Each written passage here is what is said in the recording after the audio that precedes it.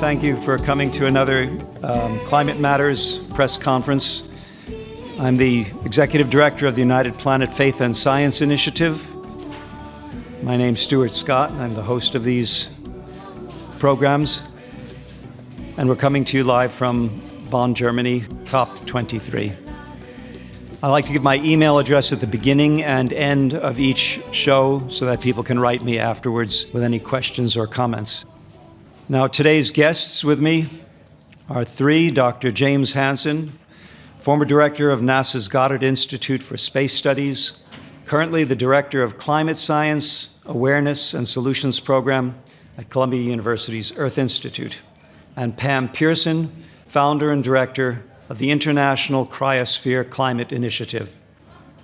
On my right, Dr. Philip Duffy, who's the president and executive director of the Woods Hole Research Center in Massachusetts.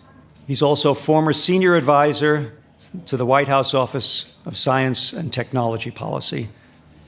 Today's show we're calling Scientific Reticence, a Threat to Humanity and Nature. Dr. Hansen, would you start us off?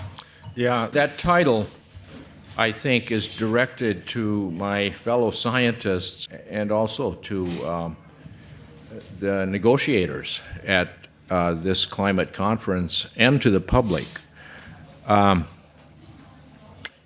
Richard Feynman, who I would say is the second greatest physicist of the 20th century, liked to poke fun at his fellow physicists about, I'm not sure he used the word reticence, but there was this famous Millikan's oil drop experiment, which was designed to measure the electron charge. And it got an answer which we now know was not quite right, because he didn't have the right viscosity of air in the calculation. But his fellow scientists, as they did their experiments and were getting a different answer than Millikan, just moved the value a little bit away from Millikan's, and then they would move it a little further and a little further. And after enough years, they finally got to the right answer.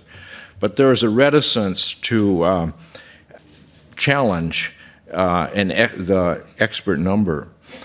I used this as an example in 2005 and 2007, when I heard from glaciologists, they were beginning to get really worried about the stability of the ice sheets and the threat that they posed to sea level. And yet, you didn't hear that in public. And the IPCC documents had little, if any, contribution from the ice sheets.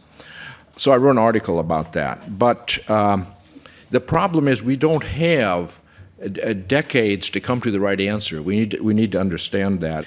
So, we now know that the temperature rise of the past few decades has raised global temperature far above the prior level in the Holocene, the last 11,000 years during which civilization developed. And in fact, the temperature now is comparable to the maximum temperature in the Eemian, 120,000 years ago, when sea level was 6 to 9 meters higher. Now, the temperature over the last 50 years has been rising almost linearly, and that's brought us to this high level, well above prior Holocene temperatures. Why has it increased almost linearly? The planet is out of energy balance. There's more energy coming in than going out as heat radiation. Because the increasing greenhouse gases are like a blanket, they reduce the heat radiation to space. And the warming would then bring the planet back to energy balance, except we keep adding more gases to the atmosphere at a rate indicated in this chart of about 0.04 watts per meter squared per year. And that has been more or less constant for the last several decades. Now, IPCC has added to their scenarios RCP 2.6, which is designed to keep global warming below 1.5 degrees Celsius. And based on what I showed you already about how warm the planet has already become relative to the Eemian, we really need at most to have global warming of 1.5 degrees.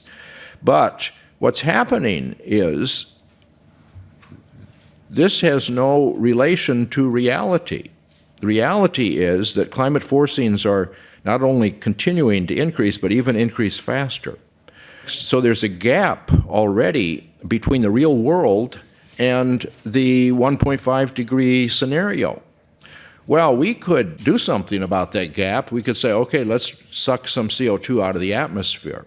Well, with the estimated costs of $150 to $350 per ton, at the low end of that range, you're talking about $600 billion to remove the excess of just 1 year's emissions. Or if it's $350 a ton, it's $1.4 trillion. Now you can compare that, just if you don't know what $1 trillion is, the global military budget is 2015 was 1.7 trillion. The United States military budget is $600 billion. We're not going to spend $1 trillion every year to suck CO2 out of the atmosphere. So what we're doing instead is handing young people a situation that's beginning to run out of control. And we have to recognize, scientists are trained to understand, to analyze complex problems. And as we look at this problem, we need to look at the whole picture and make sure that the negotiators and the public understand the situation.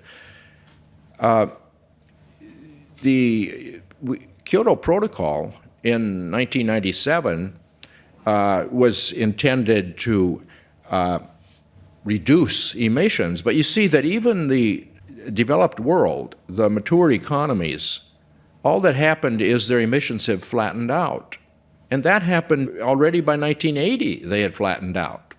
Kyoto Protocol, where you have each country has a goal, 195 different goals, simply is not effective.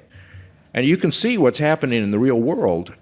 This 1.5 degree scenario requires that emissions be decreased rapidly. It's the equivalent of 3% per year decrease in emissions, plus extracting some CO2 from the air with improved agricultural and forestry practices. And this is simply not happening.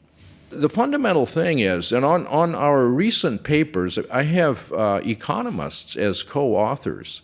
It's well understood that as long as fossil fuels remain cheap, we're not going to phase them out. And each country saying, well, we'll try to do better.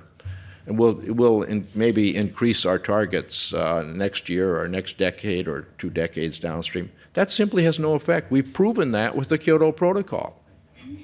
What you have to do is make the price of fossil fuels include their cost to society.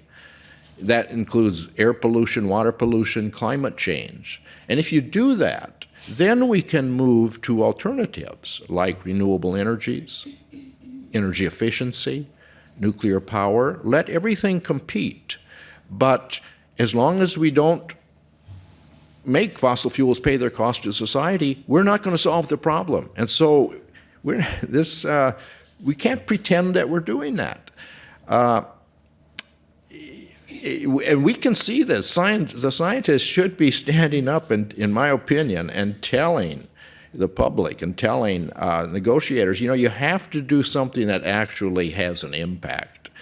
So the reticence is really that scientists are not going out of there strictly informational, and they're not telling what their gut feel is? I think that's right, that the scientists who have looked at this whole problem have got to look at the data. I mean, what science is, a case of looking at data and explaining the data. Your theories have to fit the data. And the theory that you can solve this problem without a rising price on carbon has no foundation whatever. Yeah, I know another climate scientist, a glaciologist, I think, Jason Box, tweeted a naughty word when he heard about methane release in the Laptev Sea and came under a lot of storm. And of course, if scientists get emotional about what they see going on, then they're subjected to criticism. Is that part of the reason for their reticence to come out with the... That's a good transition to our next speaker. She's going to address the kind of things that Jason Box was so Pam? concerned about. And this is just a little bit of a preview of a side event where we're looking what we call through a cryosphere lens. And I actually am an ex or perhaps recovering diplomat. I was involved in the Kyoto talks under Clinton, so spent 20 years at the U.S. State Department. And I get how hard this is. But at the same time, increasingly over the past 5 to 10 years, cryosphere scientists have been trying to sound the alarm and trying to get through some of that reticence that Dr. Hansen was talking about. Really, for climate policy goals, the cryosphere has been called a canary in a coal mine, but it is becoming a driver of climate very, very rapidly. And in many ways, an irreversible driver of climate. The thresholds in the cryosphere, snow and ice regions, they are determined not by where we end up, but by peak temperatures in a lot of cases. And the length of time you spend at that peak. Regional and seasonal temperatures, for example, the Arctic, although we're looking at, say, a global mean temperature of 2 degrees, in the summer, the Arctic is projected to be at about 9 degrees, and in the winter months, 12 degrees C over current temperatures. And 12 C equates to what, about 20 C? Exactly. 20 Fahrenheit. Yeah, Fahrenheit. So in other words, the winter temperatures are rising higher than the summer temperatures, which are rising much higher than global mean temperature. I remember it was raining in the Arctic on New Year's Day a couple of years ago. Yeah.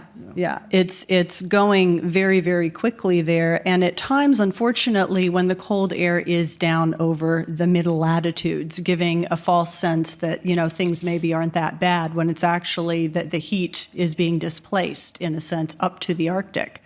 So overshoot scenarios, as are being discussed, hold much greater risk. And the other issue is that 2100 is, in many ways, a very misleading goal. A lot of the data that you see stops in 2100, but for sea level rise in particular, that is just the beginning. And the worst is that it is locked in. And the current NDCs allow way too many thresholds to be crossed. This is a busy slide. I'm not going to spend much time on it, but basically what the bright red shows is where the Paris NDCs will get us in 2100, but the less shaded red shows where it will get us in 2300. You can't just stop at 2100. There's enough heat and energy built into the system that under the current way that commitments are structured, temperatures are going to continue to increase. The blue lines represent different cryospheric thresholds. I think that those are conservative. This was produced by a consensus group of 36 scientists. About half of them are IPCC scientists working on either the oceans and cryosphere or the 1.5 degree reports. And it was out of date even when it came out in 2015 because the one arrow showing the temperature today was at 0.8 and now we're at 1.1. And this is just 2 years later. It's interesting to me that you're knocking down that straw man of the date 2100, the year 2100, by going beyond it. But I, in my presentations about climate, go the other way and say we're lulled into a sense of complacency by the fact that all of the data we're told is, by 2100, sea level may be. And so people say, I won't worry about it till 2099.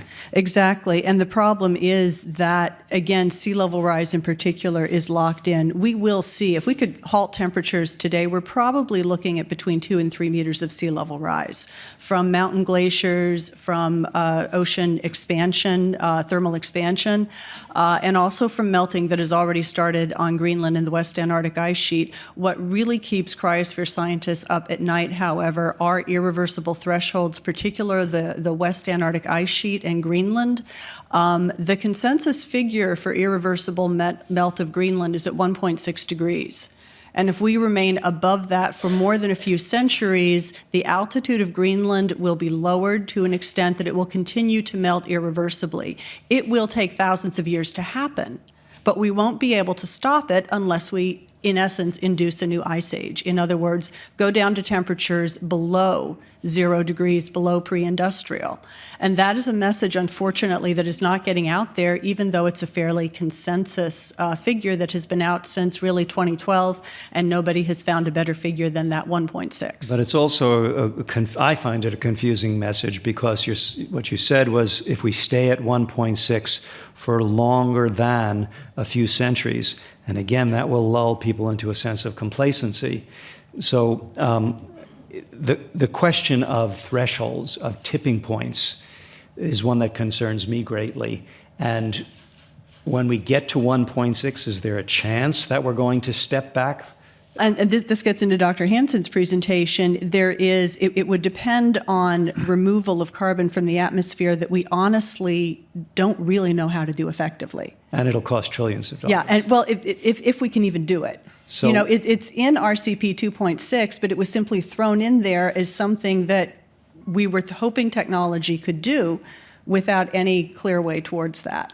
I'm not trying to say that we're locked into doom. I'm just trying to get the scientists to say, oh my God, in public, more, to get out of their measured tones. We're just presenting data, and do as Dr. Hansen and some of the scientists are doing, Dr. Mann, and saying, oh my God, we can't do this.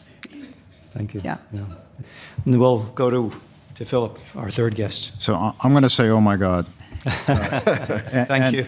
And the subject I'm going to talk about, I think, is certainly very important, arguably the best example of scientific reticence and the consequences of scientific reticence. And what I'm talking about is permafrost, and specifically greenhouse gas emissions from thawing permafrost.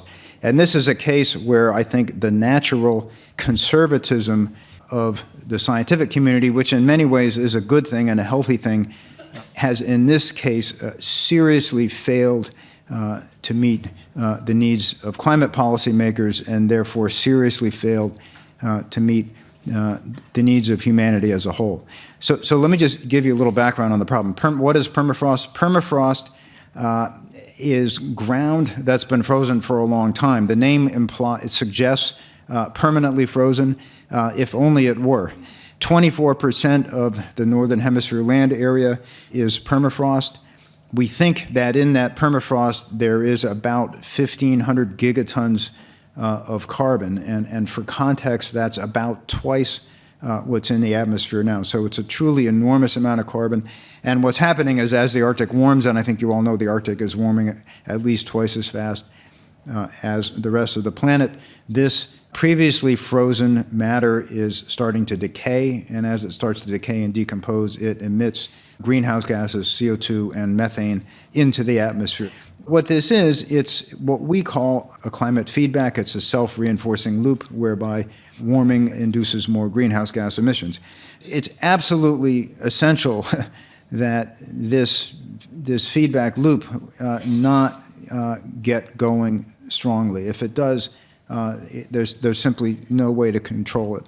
So where does the scientific failure come in? The scientific failure comes in because none of this is in climate models, and none of this is considered in climate policy discussions. Now, that may seem crazy, and it is crazy, and here's where I say, oh my God, but the reason is simply the natural conservatism of scientists, which, as I say, in many ways is a very, very healthy thing. Scientists don't like to be wrong. It's bad for the progress of science if you put forward ideas that are wrong. And so as a result, climate models simply omit greenhouse gas emissions from thawing permafrost. But we know that's the wrong answer, because that is then tacitly assumes that these emissions are zero, and we know that that's not right. So this is a huge and underappreciated threat. And what it does is I think mostly underscores what we know already. It underscores the urgency and the need to increase ambition in doing the things that we already know we need to do, which is to stop emitting greenhouse gases by burning fossil fuels and to start removing CO2 from the atmosphere. I want to ask any or all of you, how do we How do we get there from here, the there being to get more scientists to be more publicly alarmed, to give policymakers a counter sense to the complacency that the IPCC report tends to generate? Well, I think scientists are beginning to flap their arms and get excited. But what we also have to do is look at the whole problem, because I think the negotiators now realize there is a problem. But what they don't seem to realize is that they're not proposing solutions that will effectively deal with it. And as scientists, when we look at this big picture, we can see that, I think. And we went by the Kyoto Protocol as if, okay, we did something. Well, you look at the data, it didn't do anything. Basically, humanity needs energy. And the countries are going to do what's best for the well-being, economic well-being of their people. And they're going to burn the fuels that are available and which are the cheapest fuels. And that's what we have to look at. It's cheapest this day if we ignore the long-term consequences. So we've got to get those long-term consequences in there in the price of the fossil fuels. It's not there. If your child gets asthma from air pollution, fossil fuel company doesn't pay for it. You pay for it out of your own pocket. The climate damage, not paid for by fossil fuel companies, the taxpayers, or you, if you own a house on the beach. So that's the big problem, which is clear enough, but yet somehow does not seem to be impacting the policy decisions. We have 3 minutes left. I think we have time perhaps for one question from the audience. I don't want to go too close to the end. Yes, I would like to ask you, the last presenter, do you have a method to measure emissions from permafrost? Woods Hole Research Center is one of the things we do. And yes, we do that. It's difficult because we use basically in situ measurements. And the problem is the Arctic is a vast and inaccessible place. The emissions are very, very heterogeneous. They're also different in summer versus winter, and it's particularly difficult to work in the Arctic in winter. So what we're working on is making in situ measurements and also trying to use models and remote sensing to integrate the emissions across the vast territory of the Arctic. So thank you very much for coming to another Climate Matters show. My name is Stuart Scott. Here's my email address, as I said. You can come and get my card afterwards if you don't have time to take a photo. And I'd ask you one thing as an action item to please go to this very simple website, np4sd.org. It's a Nobel Peace Prize proposal that I've come up with and I'm proposing, which might change the paradigm if the committee decided to implement it. Thank you very, very much.